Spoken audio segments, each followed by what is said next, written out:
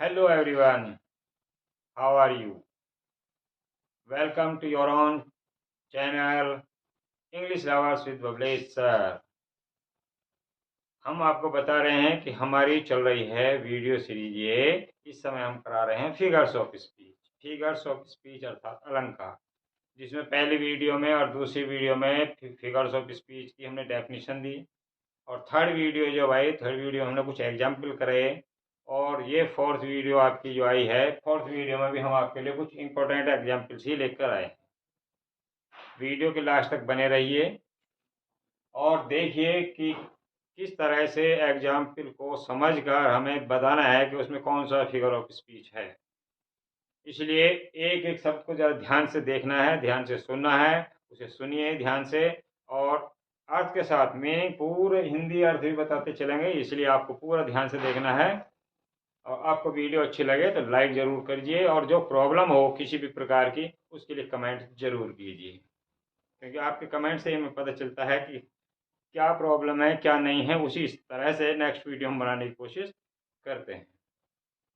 तो figures of speech जो हमने बताए थे, simile, metaphor, personification, apostrophe, oxymoron, hyperbole और ओनोमेटोपोइया, ये सात हैं। सातों में जो आपके सिलेबस में प्रेस्क्राइब्ड हैं, और इम्पोर्टेंट एग्जाम्पल्स आपके लिए हैं। कुछ एग्जाम्पल्स पहले किए थे पहली वीडियो में, अब नेक्स्ट वीडियो में हम देखते हैं नेक्स्ट एग्जाम्पल। और एग्जाम्पल्स हैं, पहला, I loved Ophelia 40,000 brothers. Shakespeare के द्वारा लिखा गया नाटक जिसका नाम है हेमलेट। हेमलेट में शेक्सपियर ने ये बात लिखी है, हेमलेट के माध्यम से कही है कि आई लव्ड ऑफेलिया। शेक्सपियर का जो पात्र है, जो हेमलेट है, हेमलेट ऑफेलिया से बहुत प्यार करता था, लेकिन अचानक उसकी मृत्यु हो जाती है। और उसकी मृत्यु के बाद जब उसे दफनाने के लिए ले आते हैं, उसके अंतिम संस्कार के लिए, तब वह उसके भाई से बोलता है कि आई लव ऑफेलिया 40,000 ब्रदर्स, कि मैं ऑफेलिया को इतना प्यार करता हूँ, इतना प्यार करता हूँ कि 40,000 भाई की प्यार भी मिलकर अकेले मेरे प्यार के बराबर नहीं हो सकते। कितनी बढ़ा चढ़ा के बात की गई है, बहुत ज़्यादा। तो हाइपरबली, क्योंकि वास्तविकता से बहुत अधिक बढ़ा चढ़ा के कहना hyperbole. Our sweetest songs are those that are of saddest thought. हमें सबसे अच्छे गीत वे होते हैं, हमारे सबसे प्रिय गीत वे होते हैं जो दुख भरे विचारों को प्रकट करते हैं। भाई अच्छे लगना है, दूसरे में दुख भरे हैं, तो अपोजिट हो गए एक दूसरे के। दुख भरी चीज अच्छी तो नहीं, दुख किसे अच्छा लगता है, किसी को नहीं लगता। तो दुख भरी चीज अच्छी लग रही है, तो हमारे सबसे प्रिय गीत, सबसे मधुर गीत हम वे होते हैं, हमें अच्छे लगते हैं, जो कि सबसे दुख भरे विचारों को प्रकट करते हैं। दुख भरे गीत अच्छे लगते हैं। तो इसमें कौन सा हुआ? ऑक्सीमोरन, जब विरोध प्रकट कर रहे हैं, अपोजिट हैं। I am the daughter of earth and water, इसमें कहा गया है, क्या कहा गया? मैं पृथ्वी और पानी की पुत्री हूँ। पृथ्वी निर्जीव, पानी निर्जीव, और पुत्री क्या होती है? सजीव। तो यहाँ पृथ्वी और पानी, अर्थ और वाटर, दोनों को सजीव मान लिया गया है। और जब सजीव मान लिया गया है तो कौन सा हुआ फिगर ऑफ स्पीच आपका? Personification. All the perfumes of Arabia will not Sutton this little hand. ये शेक्सपियर के द्वारा लिखा गया नाटक जिसका नाम है मैकबेथ। मैकबेथ में उसकी वाइफ लेडी मैकबेथ कहती है कि यदि सारे अरब का, क्या सारे अरब का इत्र, परफ्यूम इकट्ठा करके मेरे हाथों को धुला जाए, तब भी मेरे हाथों से यह दुर्गंध नहीं जा सकती, क्योंकि उन्होंने अपने राजा को मार दिया था उसने। तो वह इस बात को कहती है। और सारे अरब का इत्र, जो कि अरब का तो पूरी दुनिया में प्रसिद्ध है, फेमस है, तो उसके लिए जब ये बात कही गई उससे दुर्गंध नहीं जा सकती, तो बात को बहुत अधिक बढ़ा चढ़ा के कह दिया गया। तो आपका फिगर ऑफ स्पीच हुआ कौन सा? Hyperbole. It dropped the gentle rain from heaven. It किसके लिए आया है? मर्सी, दया के लिए। शेक्सपियर के द्वारा लिखा गया नाटक जिसका नाम है मर्चेंट ऑफ वेनिस, उसमें एक करेक्टर है आपकी हीरोइन, उसके पोर्शिया। पोर्शिया ये बात कहती है कि यह उसी प्रकार से होती है, यानी कि दया उसी प्रकार से होती है जैसे कि स्वर्ग से पृथ्वी पर आने वाली वर्षा। यानी क्या क्या? दया की वर्षा की तुलना किससे कर दी गई है? जेंटल रेन से। ठीक है, दया की तुलना मर्सी की किससे की गई? जेंटल रेन से। और तुलना करने के लिए क्या है? एज आ गया तो क्या हुआ? सिमिली। क्योंकि तुलना जो होगी, कंपैरिजन, वो सिमिली में होगी और मेटाफर में भी। और सो लाइक एज आ गया तो सिमिली, और नहीं आया तो metaphor. Revenge is a kind of wild justice. बदला एक प्रकार का जंगली न्याय होता है। जो हम किसी बदला लेते हैं ना, खून के बदले खून, मार दूंगा, उसने मेरा मारा तो मैं भी उसे मारूंगा, ये जो होता है बदला होता है। बदला की तुलना किससे की गई? जंगली न्याय से।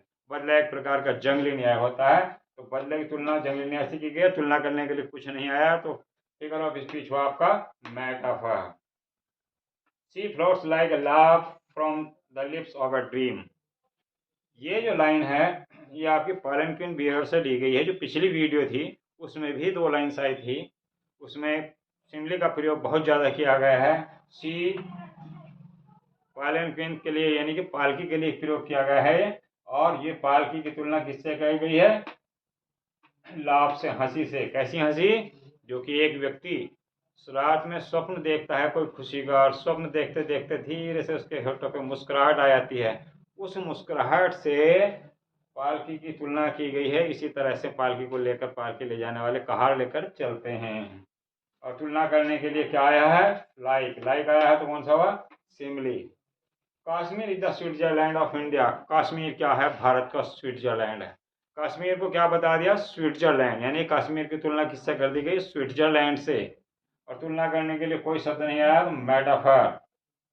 ओ my love is like red red rose. ये तो साफ दिखाई दे रहा है, मेरा प्यार कैसा है? एक गुलाबी गुलाबी, लाल लाल, किसकी तरह है? गुलाब की तरह है, लाल लाल गुलाब की तरह है। और तुलना के लिए लाइक का प्रयोग हुआ तो हुआ simile. Let not ambition mock their useful toil. ये सेंटेंस आपका वर्ल्ड फेमस एलिजी, जो टॉमस ग्रे के द्वारा लिखी गई है, जिसका नाम है elegy written in a country churchyard, उससे ली गई है। यहाँ एम्बिशन का अर्थ होता है महत्वाकांक्षा। महत्वाकांक्षा यहाँ पर अर्थ लिया गया इसका, एम्बिशन का महत्वाकांक्षा की जगह महत्वाकांक्षी लोग, अर्थात महत्वाकांक्षी लोगों को गरीब लोगों के लाभदायक कार्यों का मजाक नहीं उड़ाना चाहिए। ठीक है। यहाँ एम्बिशन को एम्बिशियस पीपल यानी कि पर्सोनिफाई कर दिया गया, निर्जीव को सजीव मान लिया गया। जब सजीव माना गया है तो आपका कौन सा हुआ figure of speech? Personification. Opportunity knocks at the door but once. भाग्य दरवाजा खटखटाता है परंतु एक बार। ठीक है। दरवाजा कौन खटखटाता है? सजीव व्यक्ति होगा कोई, वही तो खटखटाएगा, कोई भी जाकर खड़ा होगा। सजीवी चीज तो खटखटाएगी ना। लेकिन भाग्य हमने देखा नहीं तो निर्जीव है, उसे सजीव मान लिया गया है, पर्सोनिफाई कर दिया गया है, निर्जीव को सजीव मान लिया गया है। तो कौन सा फिगर ऑफ स्पीच हुआ आपका? Personification. And having nothing he hath all. And having nothing he hath all, कुछ ना होते हैं भी ही हैथ ऑल, उसके पास सब कुछ होता है। और जिसके पास कुछ नहीं है उसके पास सब कुछ होगा। तो दोनों एक दूसरे के अपोजिट हो गए, हो गए नहीं? एक एक पोएम है जिसका नाम है करेक्टर ऑफ हैप्पी लाइफ, पहले इंटर के कोर्स सिलेबस में थी ये। उसकी लाइन है आपकी, उसके पास कुछ ना होते भी सब कुछ होता है। दोनों एक दूसरे के अपोजिट हैं। तो फिगर ऑफ स्पीच आपका कौन सा है? Oxymoron. But patience to prevent that murmurs soon reply. लेकिन उसका धैर्य है। किसका? मिल्टन का।